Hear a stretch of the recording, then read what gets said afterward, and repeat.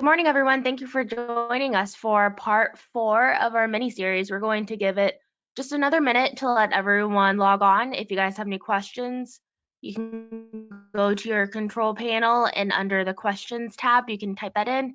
If you need any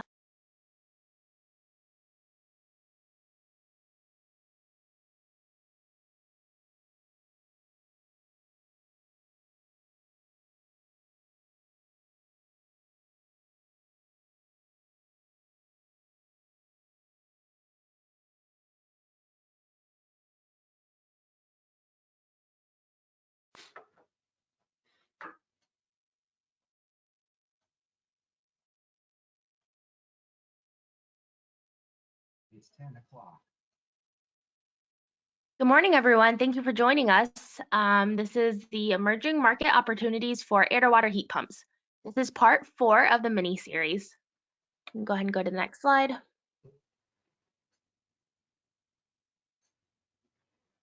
Today, my name is Carly. I'm a marketing and event strategist, and we'll be joining, and then along with Tim Wright, VP of Sales at Enertech, Jeff Hammond, Vice President of Technical Services at Enertech, Jim Cusack, Special Projects Manager at Enertech, and John Siegenthaler of Appropriate Designs, who will actually be presenting today.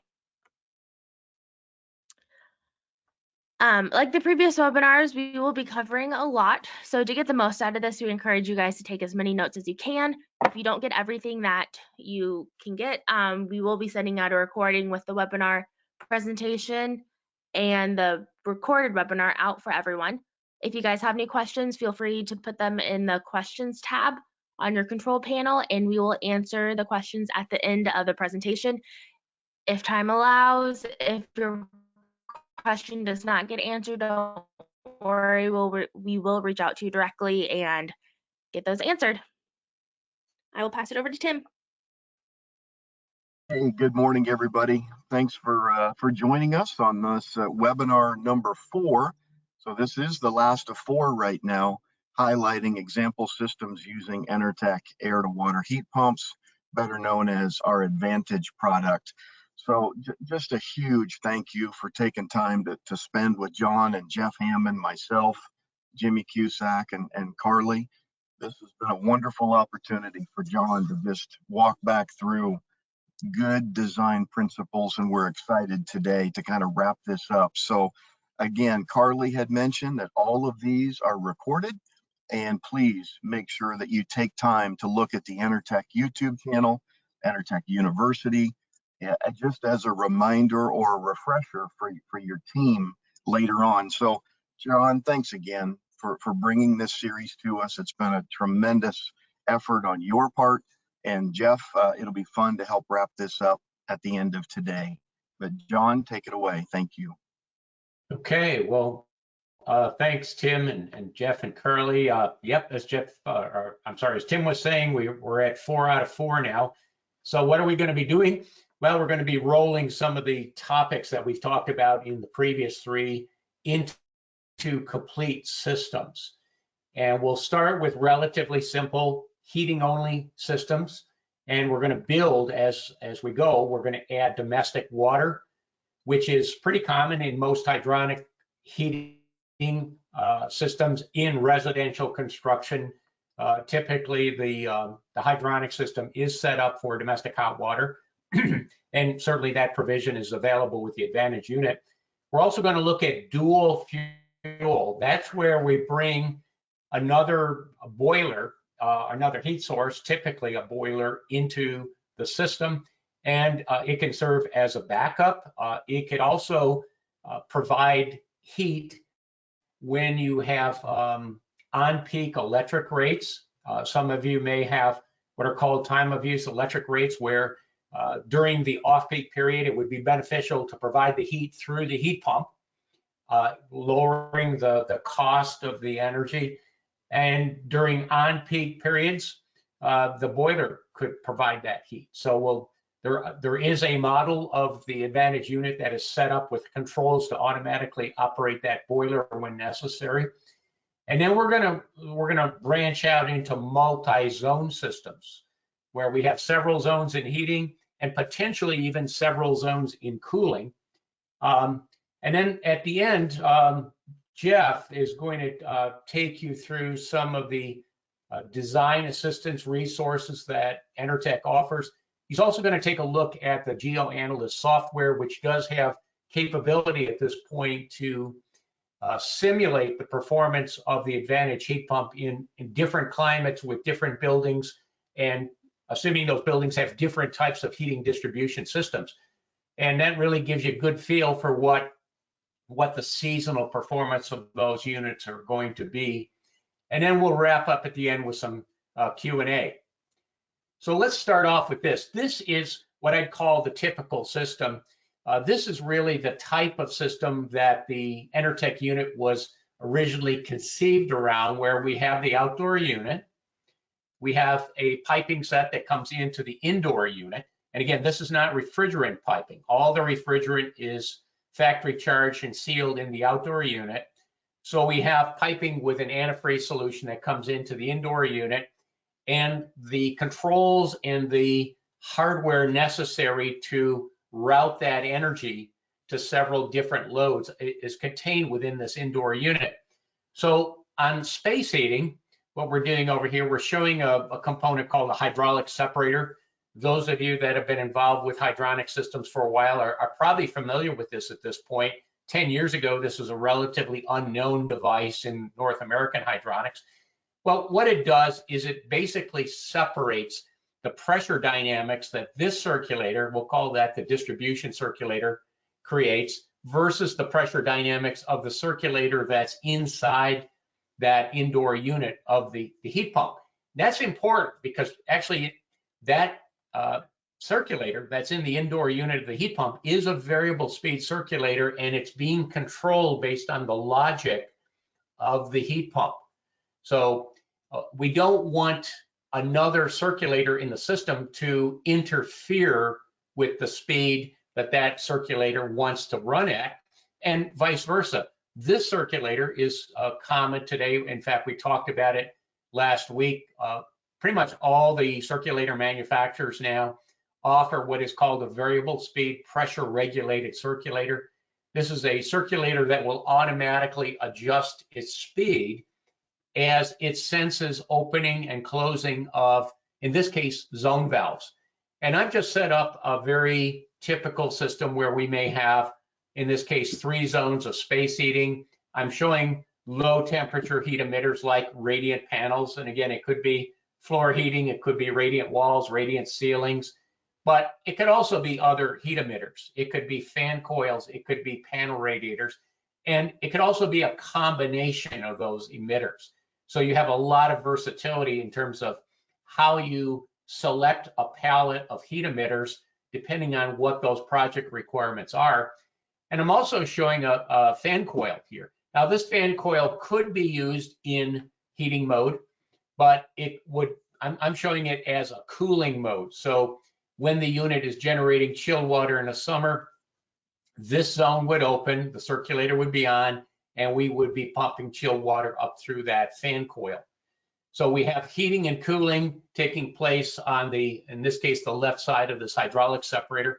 And, you know, in addition to keeping the peace between these 2 circulators, this is also providing your high efficiency air separation in the system. So we get the micro bubbles out of that fluid. And in the bottom here, in a lower portion, it's also acting as a dirt separator. So it's really 3 functions. Many of the newer ones also have a strong magnet at the bottom. I'd recommend that anytime you're using high efficiency circulators. And the reason for that, the high efficiency circulators have very strong permanent magnets in the rotor, and you don't want any iron oxide particles flowing through the system. The circulator manufacturers certainly take steps to minimize the impact of that, but the cleaner that fluid is, the better. Now, again, the indoor unit is set up so that it can automatically go to a TurboMax indirect water heater. And we talked about the importance over the last several webinars. We talked about the importance of low water temperatures. And when it goes to domestic water heating, obviously we need water temperatures, I would say as a minimum in the range of 110 to maybe 120 degrees Fahrenheit. So the unit is going to operate probably at a slightly higher temperature during the domestic water load. And that's why we want to have a lot of surface area inside that tank. And I do want to stress that TurboMax tank was not an arbitrary decision. That was a product that was well matched to the performance of the heat pump. The idea being to minimize the temperature difference between the water that the heat pump is heating, which would be in the shell of this tank, and the temperature of the domestic water. The more heat exchange area we have in that tank, the lower we can operate the heat pump and still get adequate domestic hot water delivery temperature. And then the final component over here, this is an anti-scald mixing valve. I would certainly recommend you do that on any water heater, regardless of what the heat source is. It would prevent water at temperatures over 120 degrees is typical from going to the fixtures, okay? So that's the overall system there, and it brings together many state-of-the-art components like high-efficiency circulators and the hydraulic separator and the high-performance TurboMax indirect water heater, okay? It also has the electric version of the heat pump, has built-in 9 kilowatts of electric resistance heat. So it has its own built-in auxiliary heating system. I suppose this latest blast of cold air down through the Midwest and down into Texas can convince people it's good to have an auxiliary heating element anytime you have a heat pump, not only for abnormally cold temperatures, but as a backup. If there is any service that's done on the refrigeration system, you do have backup heating. And 9 kW converts to roughly 30,000 BTUs per hour. So it's a pretty significant amount of auxiliary heat capability.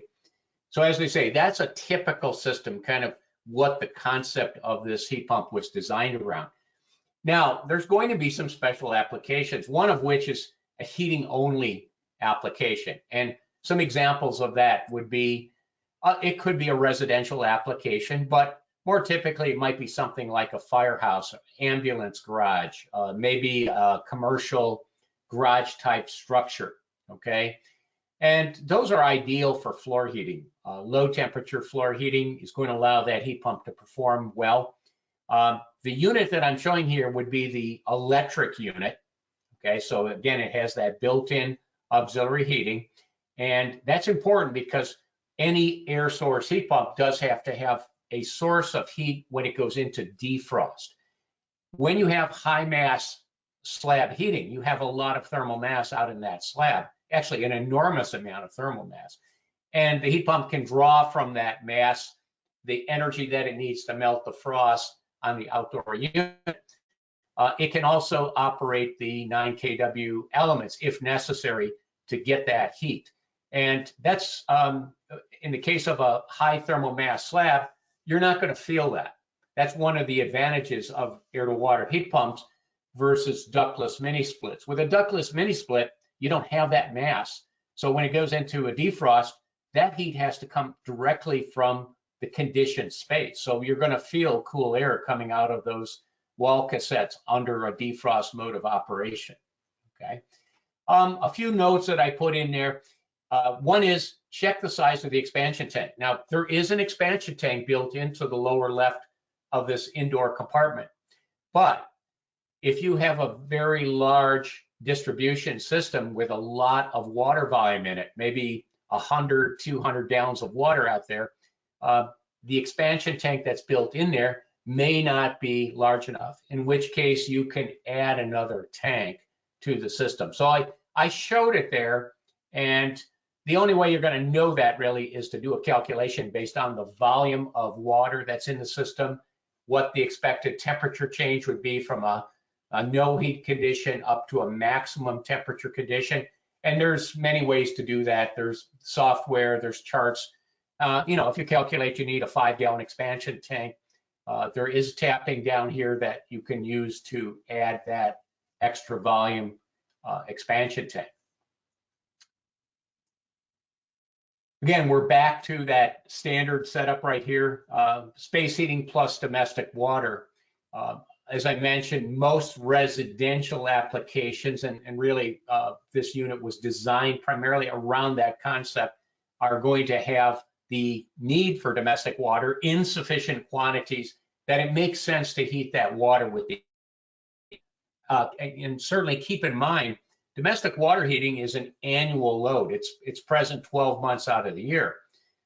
Whereas, obviously space heating is in the winter. So on an annual basis, the COP that you're going to have of that unit taking advantage of those warmer temperatures in the summer is definitely going to be higher than what that seasonal COP would be if it was just doing space heating in the winter.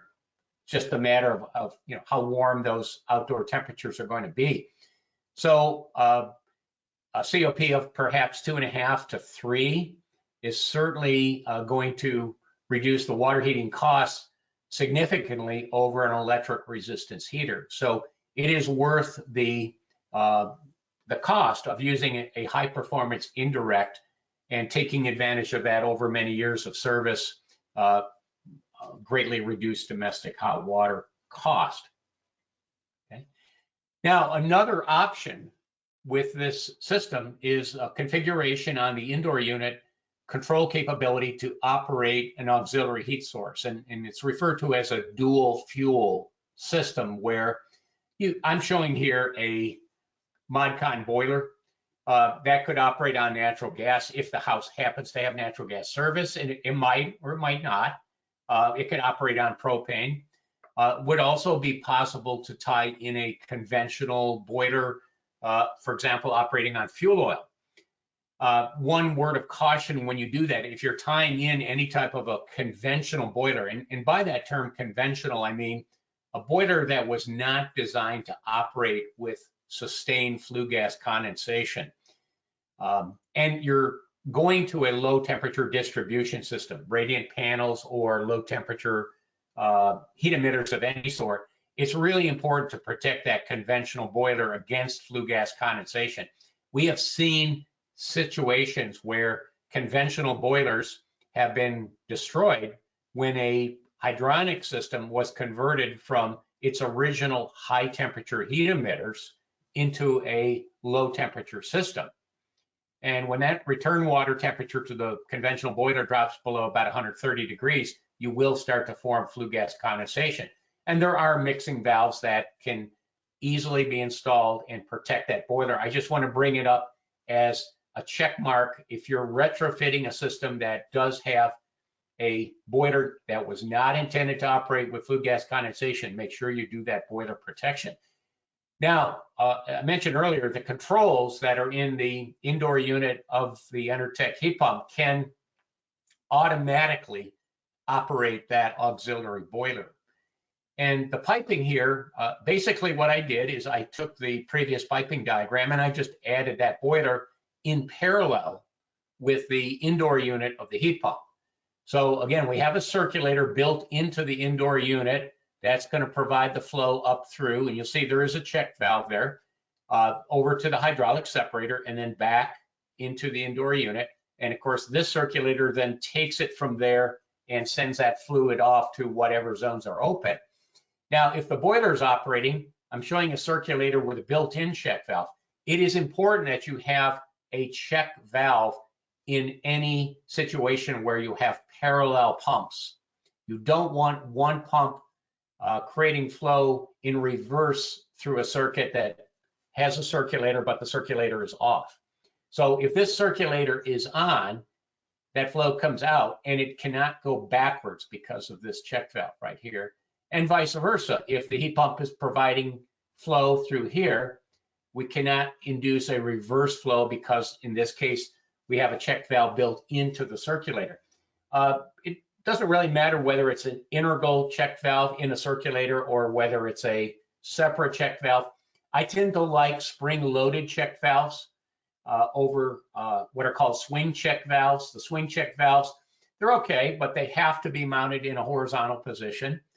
And with any check valve, a good detail is to provide at least 10 pipe diameters of straight pipe upstream of that check valve. And the idea is that you don't want highly turbulent flow going into the check valve.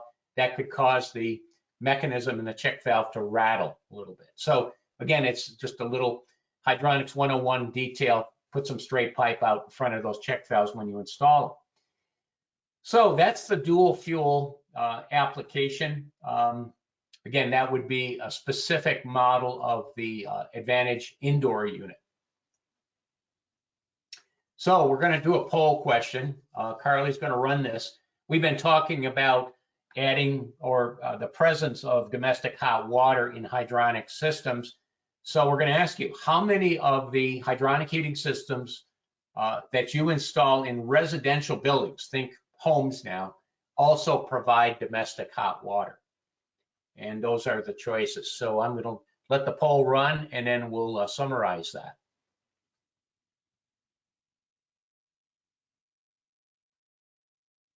And the numbers are coming in. Looks like quite a spread here.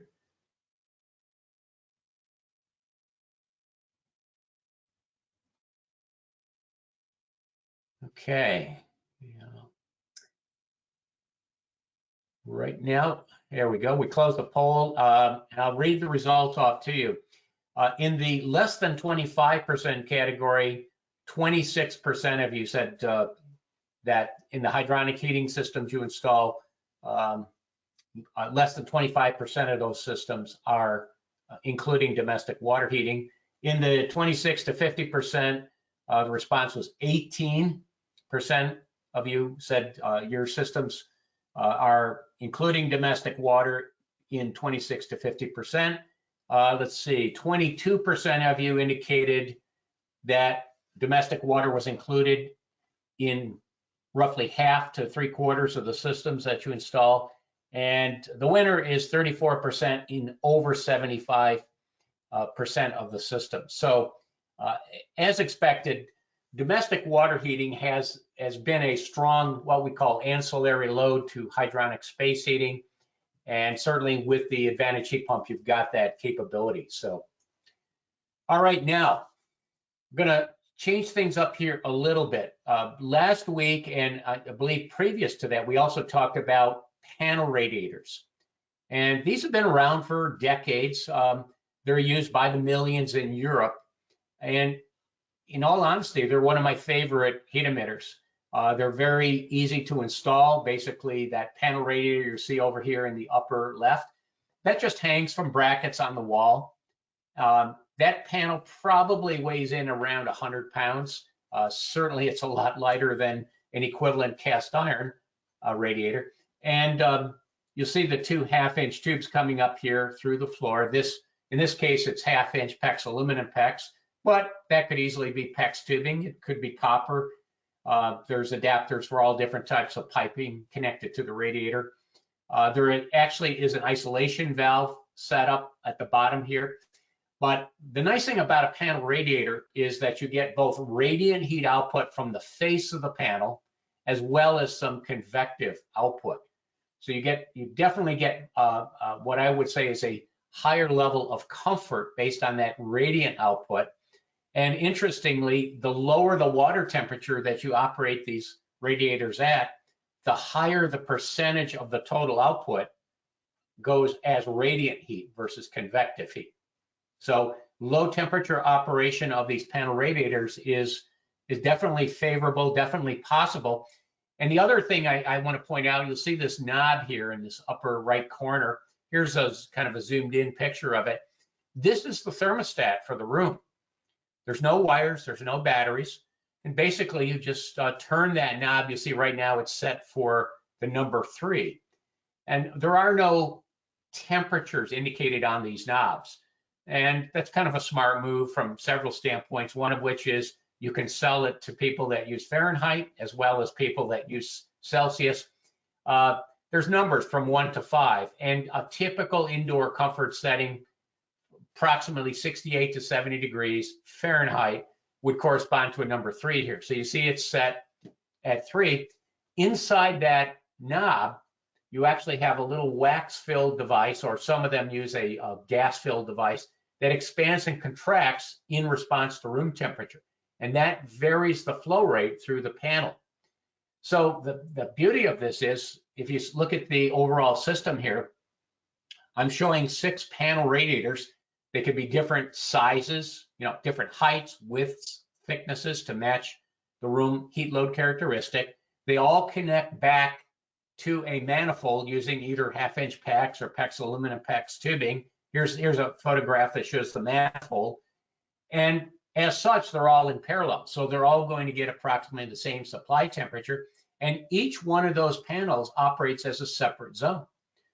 So you could have situations where a room gets some solar gain, or maybe there's equipment that turns on, and that thermostatic valve will automatically adjust the flow rate in that panel so that the room doesn't overheat. And as far as the balance of the system, we've got our standard Advantage heat pump setup, except for one substitution. What I've done is I've removed the hydraulic separator and I've installed the GeoFlow buffer tank. This is a polypropylene pressure vessel with fiberglass as a reinforcing shell, very well insulated. And what it does is it adds thermal mass to the system. One of these panel radiators, if it was turned on, could have a very low demand for heat, maybe 1,000 or 1,500 BTUs per hour. Well, even though the Advantage heat pump is a modulating unit, it doesn't modulate that low. So it could maintain a temperature range in the buffer tank, and that temperature range could be based on a set point. For example, we could turn the heat pump on when the buffer tank temperature drops to 100 degrees, let it run until the tank gets up to, let's say, 110 degrees, okay? Or that could be based on outdoor reset control. As it gets warmer outside, the temperature we're maintaining in the buffer tank goes down, and that would favor higher COPs out of the heat pump. So essentially, think of the heat pump as, I use the term battery charger. We're maintaining our thermal battery. We have quite a bit of thermal mass there. And now each panel radiator simply draws water as necessary. This circulator could be turned on in the fall, and it could be energized 24/7 right through the heating season. And some of you might be thinking, isn't that going to use a lot of electricity if we leave it on? We've actually done some calculations on this, and we find those circulators can run on the order of like 4 or 5 pennies per day, with electric rates at maybe 10 cents a kilowatt hour. This is a very small amount of electricity. And essentially at that point, you've got a system, I'll describe it as cruise control. You've got cruise control on the circulator speed, and you also have cruise control on a room by room basis for temperature. So it's a simple, very repeatable concept where I'm showing 6 panels. There could be 3, there could be 4, there could be 8. You would just scale the manifold up, and it's a really nice tie-in with the heat pump. I will stress, as we talked about in previous webinars, make sure you size these panel radiators for low water temperatures. I would suggest an average water temperature at design load of about 110 degrees. And that's well within the operating range of the heat pump. It's going to allow the heat pump to operate with good heating capacity as well as good COPs. Now, it does result in larger radiators. If you're thinking that, you could heat a large master bedroom with a radiator 10 inches high and maybe 18 inches wide, you could do that with 200-degree water, but you cannot do that with a heat pump. So yes, the radiators are going to be larger when you go to lower water temperatures. And last week, if you missed last week, we talked about actually some of the calculations of how do you know what the output of a given size radiator is at that low water temperature. Fairly easy to figure that out. Okay. Now, we took that system and modified it again. What I did here is I added a single zone chill water fan coil.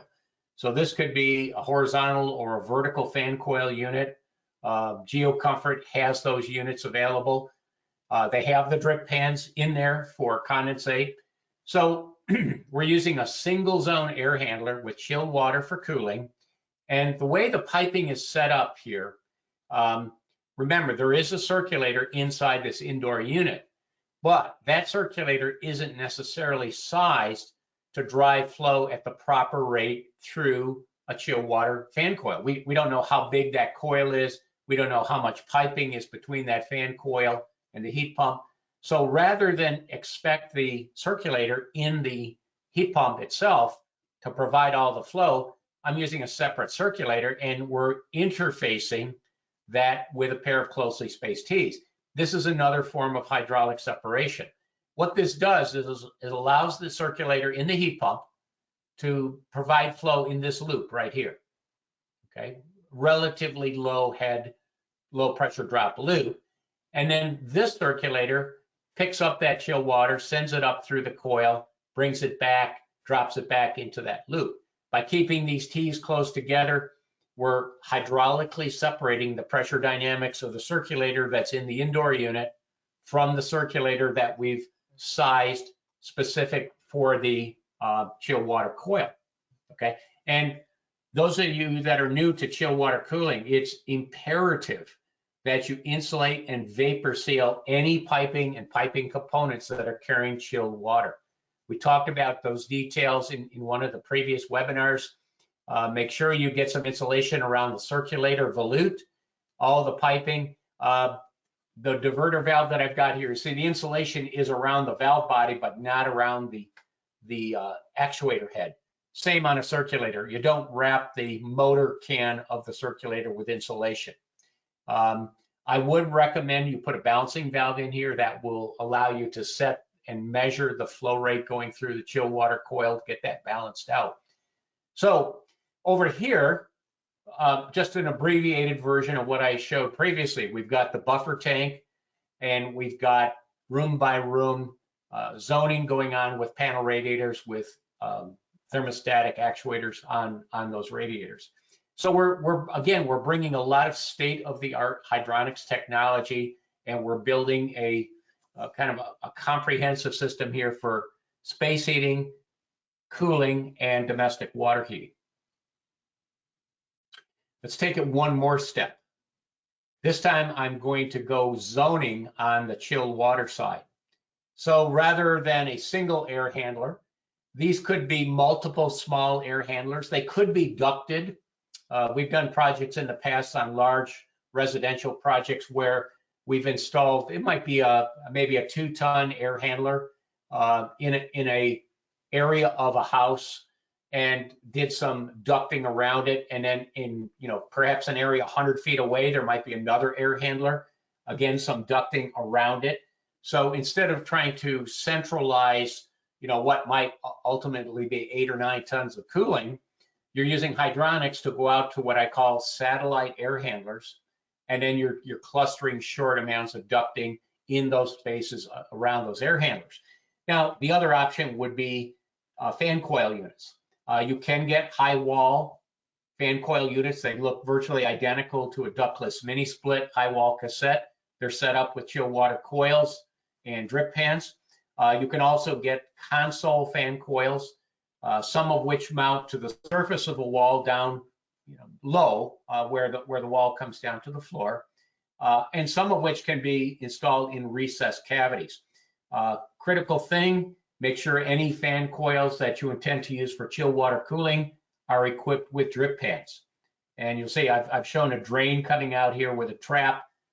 These are going to produce condensate, and that condensate has got to be routed either outside or into some type of a drainage system. Never use a fan coil that was just set up for space heating in a chill water application. So how are we creating flow? Well, we're using another variable speed pressure regulated circulator. We've got zone valves shown on the individual fan coils.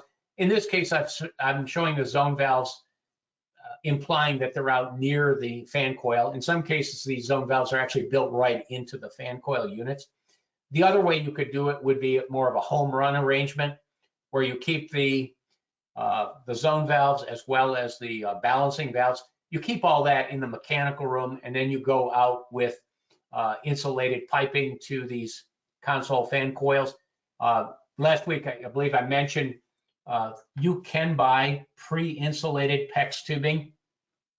We've used 3/4 inch pre-insulated PEX tubing I like it because you don't end up having to slide the insulation on it, glue it, so forth. You basically uncoil it, pull it through the building, and you've got a insulated and vapor tight piping system for chilled water. So we've started from very simple heating only applications. We've built up through domestic water, single zone cooling, and now we've got multi-zone heating, multi-zone cooling, as well as domestic hot water. Now, I'm just showing you, what we've talked about so far. I'm showing you just a sampling of some of the potential applications. The installation and operating manual for the Advantage heat pump does have schematics in it. And I would certainly encourage you to take a look at those schematics. Many of them are very similar to what I've shown you. And over time, it's likely that that will be expanded in terms of other applications. So with that, I'm going to hand controls over. Well, I'll hand the narration over to Jeff Hammond. And Jeff, just let me know and I'll advance the slides for you. Very good. Thank you, John. And thank you very much for the 4 webinars. I hope everybody was able to get a lot of information. It's timely in that, we talk about hydronics in details as we're introducing this product. So we want to make sure that you have the right resources. If you don't have John's books, you might want to take a look at that as well. I've used modern hydronics quite a lot. So as far as resources that are available, you will find that Enertech is really known for supporting customers. We have a lot of application materials, but we also have personnel to help out customers. And this is a particularly important, thank you, John, particularly important product for that. Our technical services department has an enormous amount of experience. I haven't added up all the years, but it's quite a lot. These gentlemen are available to support your distributors that you buy through. In areas where we don't have distributors, we may have some dealer direct customers, and those contractors then call in directly to technical services. The hours are from 7 a.m. Central Time, which is 8 a.m. Eastern Time, through 5 p.m. Central Time, or 6 p.m. Eastern Time. Next slide, please. We also have a design services department, and these 2 individuals are great at helping out customers with equipment sizing, the GeoAnalyst software, unit replacements on the geothermal side, solar design. We're trying to look at the whole system. So we may have a combination of air to water, geothermal, solar, looking at what makes the most sense as we move towards more electrification and energy conscious renewables. Next slide, please. One of the tools I think you're going to want to take a look at is our GeoAnalyst software. Initially, this was developed for the geothermal products that we sell, but it also has now the Advantage air to water system in here, as well as some comparisons to conventional equipment.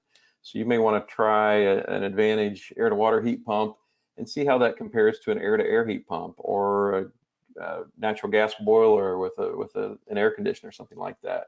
So this is really helpful for those comparisons, but it also gives you some idea of operating costs with the air to water, bin data, that kind of thing. It's at geoanalyst.net. So if you go to that URL, you'll have a couple of different options here, buy or try. And if you're an Enertech customer, this is a no charge software. So that's one of the advantages of being a customer of Enertech. You get this software for free. Next slide, please.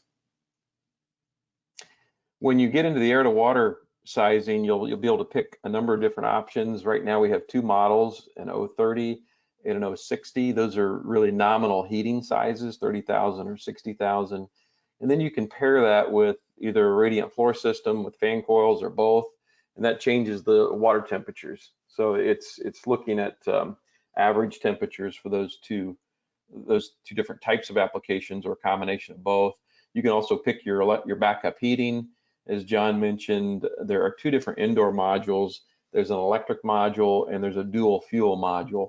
So depending upon where you're located and whether this is a retrofit or new construction, you may want to choose either electric or fossil fuel backup. There's some states that have pretty impressive electric rates for dual fuel, where your electric rate might be half of what it normally is if you're using dual fuel backup. So that's something you want to take a look at. Hot water, you can choose a lot of different options here. It makes a lot more sense to pick the TurboMax water heater over some of these other options, simply because the efficiencies of heating domestic hot water with the heat pump are just so high relative to some of these other technologies. So even if you do have, let's say, a dual fuel application, you're going to want that TurboMax water heater as your primary water heater, and then maybe use your combi boiler for backup, or a gas water heater in series or something like that. So gives you all these options to choose from, and then once you hit calculate, we'll get operating costs, but also bin data. If you'll go to the next slide, please, John. So John talked about bin data quite a bit, and this is an example of Syracuse, New York, showing the different hours per year at the various bins. This is really what makes a difference with heat pumps in particular. If we take a look at the bin hours on the far left-hand side, you can see there aren't a lot of hours at those really cold temperatures, but there are quite a lot of hours in the milder temperatures. And when we look at the efficiencies and capacities of this Advantage air-to-water heat pump, it really shines in that 20 to 50 degree range. It's not bad even all the way down to -13. It still has a COP of around 2. But where you're going to get most of your operation, the COPs are in the 3 range. And so this is really important to look at the operating costs, but also it gives you a pretty good feel for where backup heat comes in, how the unit's operating, that kind of thing. So we use bin data a lot, not just on air to water, but on geothermal, so we can get appropriate sizing. And that's all part of this GeoAnalyst software. Next slide, please. This is the report from GeoAnalyst.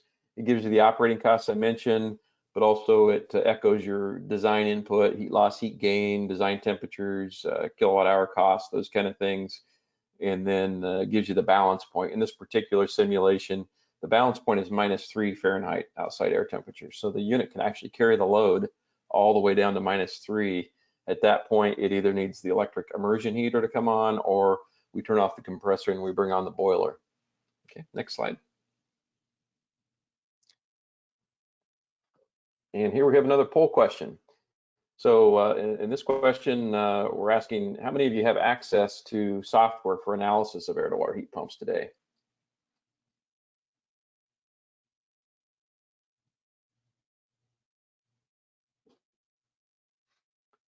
All right, we still have people voting. Okay, I think most everybody has voted, Carly. All right, so most do not. You'll want to go to geoanalyst.net and check that out, or contact your territory manager, your Enertech representative, to get a copy of that software. It's an online software, so it doesn't really matter whether you're using a Mac, a PC, an iPad. It's a web-based software, so good information. Thanks, John. We can go to the next slide. Okay. All right, part of the support that Enertech offers is training videos. We have 10 videos online. You can go at your own pace. They're anywhere from about an hour, I believe, is the longest one, and the shortest ones are around 10 or 15 minutes. There are 10 total available, and then there's a little quiz after each video, just to kind of check to make sure that that you were able to pick up all the information from that particular video. You can pause it, you can back it up, rewatch it, whatever you like. One thing that we are requiring for the purchase of these Advantage air-to-water units is that contractors go through all 10 videos. So that is a requirement. Some of you have excellent hydronic experience. Others are new to the technology. So even the ones who are highly experienced, there are some differences with the Advantage. This is really the only product that has all the parts and pieces together. So that indoor unit is actually part of the whole system. It's a Modbus communication between the outdoor and the indoor unit, so you do need that indoor unit for it to function. but that also saves you an enormous amount of time in piping and adding all the components, sourcing the components, and so forth. So it is important to go through these videos so that you are familiar with the product. It's quite a bit different than what's on the market today. It has a vapor injection, which is relatively new technology. You'll want to learn about how the defrost works, all that kind of thing. So that's all part of these videos. John Pendleton is our senior trainer in technical support. He put these together. And as I mentioned earlier, our technical support department is available to help out with this product. Next slide, please. One of the really important parts of the installation and long-term reliability is making sure that we have good water quality.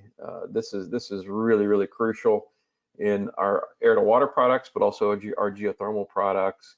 And we actually offer Fernox as our preferred antifreeze and inhibitor. So along with those chemicals, we offer this test kit. It's a pretty simple kit, really. The original test kit had a lot more tests in it, but as we narrowed it down to what really is causing the most problems with regard to heat exchanger issues, pump failures, those kind of things, really boils down to primarily pH and hardness. Ammonia is in here simply because we have found that unfortunately we're seeing ammonia in rural areas more often than we used to, and ammonia just loves to attack copper, which is prevalent inside these units. So that's never a good thing. So we've added ammonia. The standard Fernox kit does not have the ammonia test. Enertech adds the ammonia test as well as some instructions and a test kit form that you see here on the left. So you're able to record the water quality when you start up that unit, and then you can check that on a regular basis.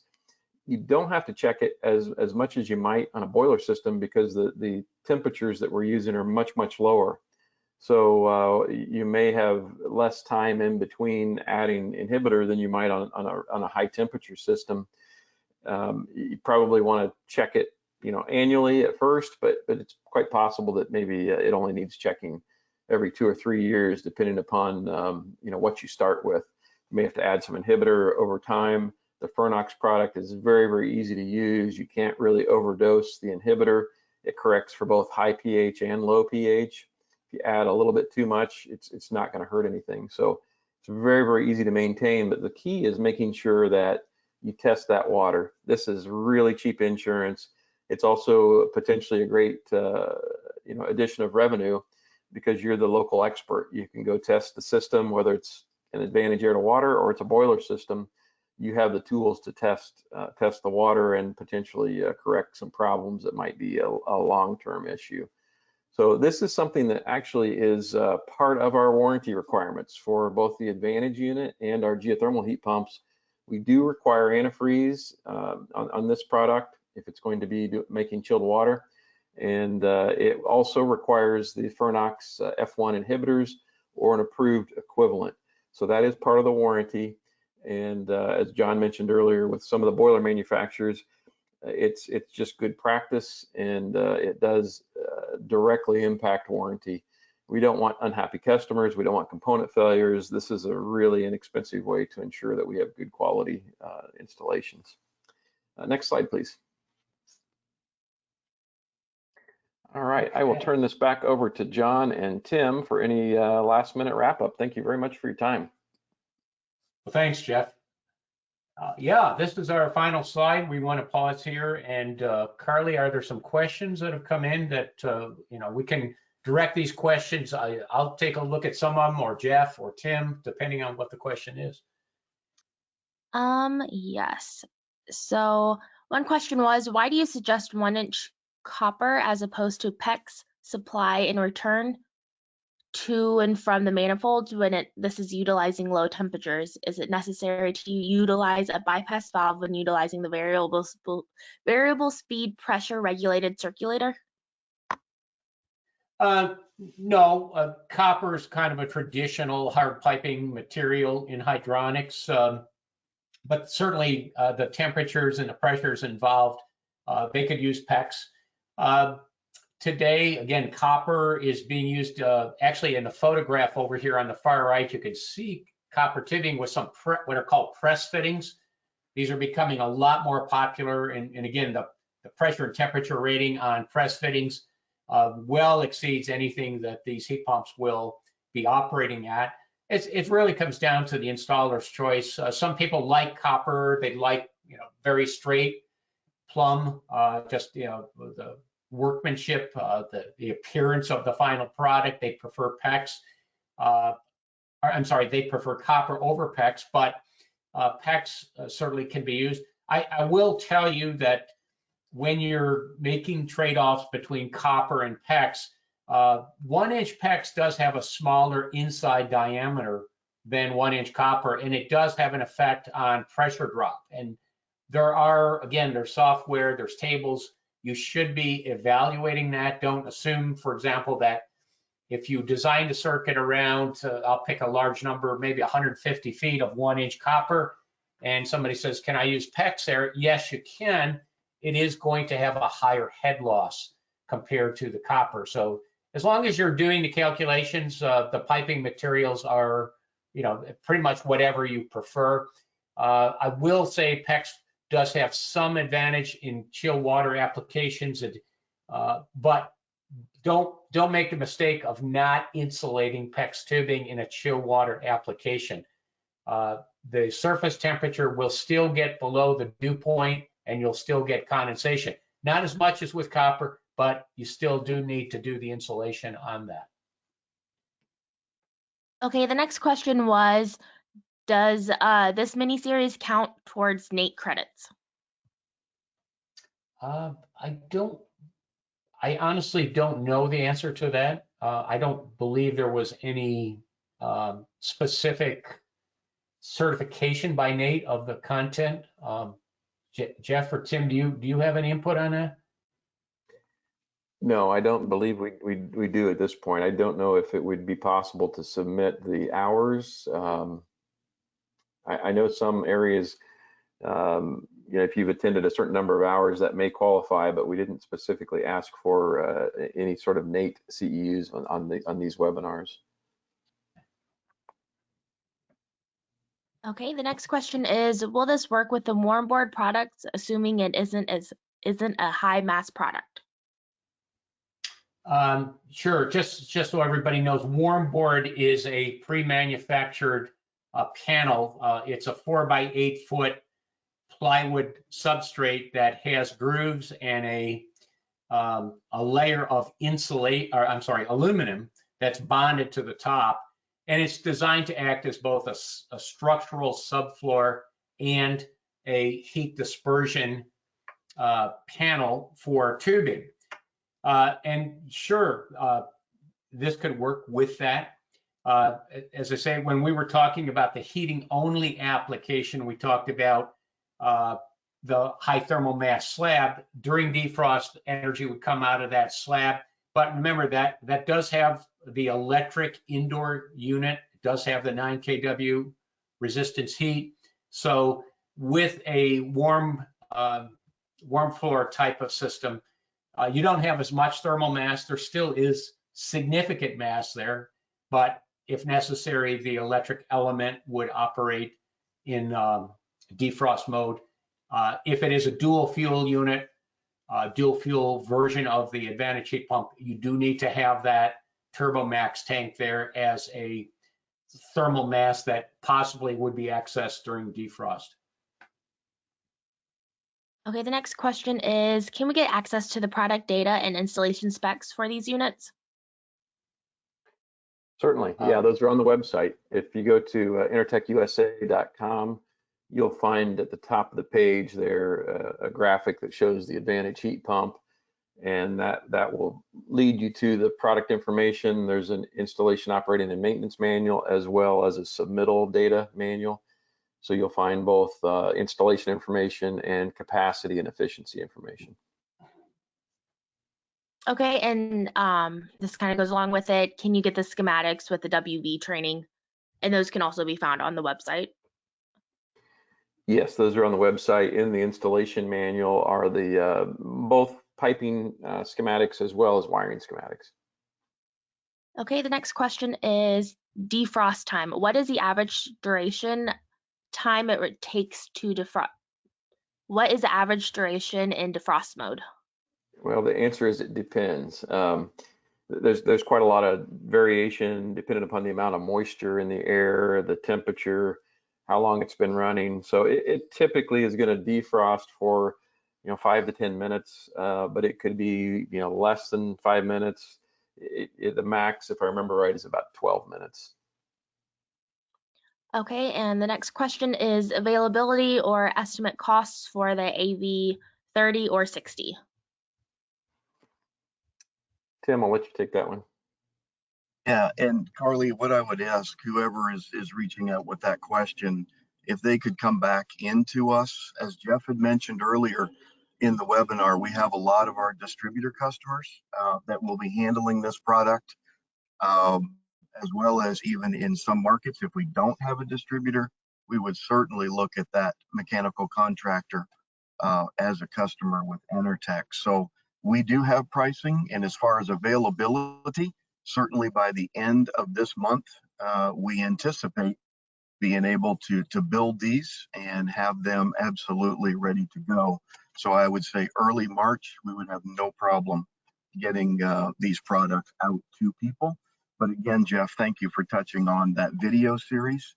That is going to be a prerequisite. So if everybody could help knock out those 10 videos, and then that will already be checked off when they're ready to purchase. Perfect. The next question is on larger homes that have a higher load, like a 5-ton, can we use multiple Advantage units staged together, or how would they be piped and wired in? Yes, you certainly could. We have support to help with those types of applications. It sort of depends on how many zones there are, how many fan coils, what type of heating that we're looking at. Do we need domestic hot water in maybe different areas of the house? So definitely we can use multiple units. Probably the best way to get started on that is to define what you're trying to do with it as far as number of zones, type of system, and then we can dig into how that might work best. Okay, the next question is, and this looks like the last question, do the variable speed pumps turn off when there is no demand call? No. Well, it does depend. It depends on how they're wired. For example, if you're doing a hydronic system and you're using a multi-zone relay panel, and they're available from a lot of different companies today, and you're using zone valves, you could set the circulator up so that if all the zone valves are closed, it de-energizes. If you're using thermostatic valves on panel radiators, there's no electrical feedback from those valves. So in a case like that, what the pump will do is if it detects that all the thermostatic valves are closed, it goes into what I call a sleep mode. And sleep mode is it would still be spinning, but at a low speed, and it only draws anywhere from about 5 to 9 watts. And it's a very common application in European systems. The pump doesn't completely shut off, but it goes into this mode. And it goes into this mode so that when a thermostatic valve starts to open, it can detect that. It can feel a slight drop in pressure when one of those valves starts to open, and that's the wake-up call. So it comes back out of the sleep mode and goes into its normal, either proportional differential pressure control or constant differential pressure control. So the answer is yes, you could wire the pump so that if you have electric zone valves and everything is off, you could shut the pump off.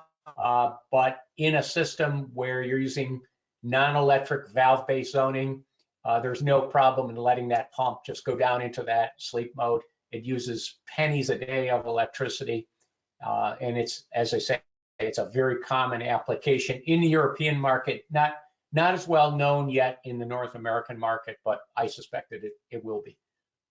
Okay, we have one more question.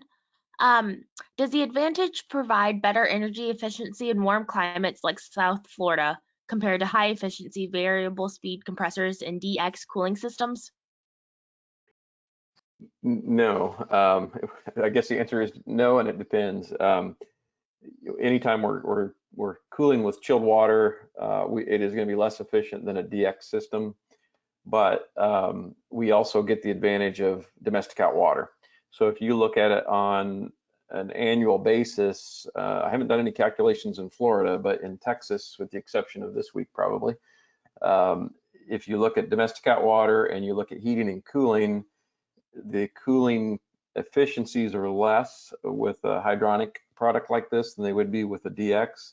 But if you have enough hot water load, it's easily offset. So we have to really look at the total system rather than just specific efficiencies. So it's going to depend also on how much hot water load you have versus cooling load, that kind of thing. But in general, the DX efficiency is going to be a little bit better. It just doesn't have the capability to do domestic hot water. Okay, we had one more question come in. Does this qualify for air source heat pump rebates in New York, and how? Well, I live in New York. Right now, NYSERDA does have a program for low ambient or cold climate air source heat pumps. To my knowledge, this product or other air to water heat pump products are not currently on their qualified technology list. We are working on that. I do think there are folks within NYSERDA that see this as another sector of the air source market, and one that's particularly applicable in a traditional hydronics market. So right now, the answer in New York is no. Vermont does have a program, and the unit is fully qualified for the rebates up in Vermont. Okay, and that looks like those are all the questions today. Is there anything last minute things you guys need to put in? Carly, this is I'll Tim. just say Go ahead, John. Yeah, thank you to all the staff out at Enertech. It's been fun to put this together. It's been a lot of fun to present it. So Tim and Jeff, and Jim Cusack, as well as others, Carly, thank you very much for your help in putting this together. Yeah, thank you, John. And I would just add that whoever was asking about the New York territory or NYSERDA area, I would encourage you to take that back to the utility and also ask that question. And we'll certainly carry that torch with you and for you. So thank you very much for that question. But overall, just to wrap up, thank you so much for taking time, expanding your knowledge with this emerging technology, air to water industry. Everybody that's taken the time in this 4-part mini-series, certainly you've expanded your knowledge, and we thank you for your time investment. We look forward to assisting you in any future design, whether it's residential, whether it's retrofit, as John has spent a lot of time spending this opportunity to be able to highlight how we can do it, even in retrofit applications. So awesome. And again, Carly and Jeff and John, thank you so much for your efforts in bringing this series to our industry. And have a great day, everybody. Thank you for tuning in.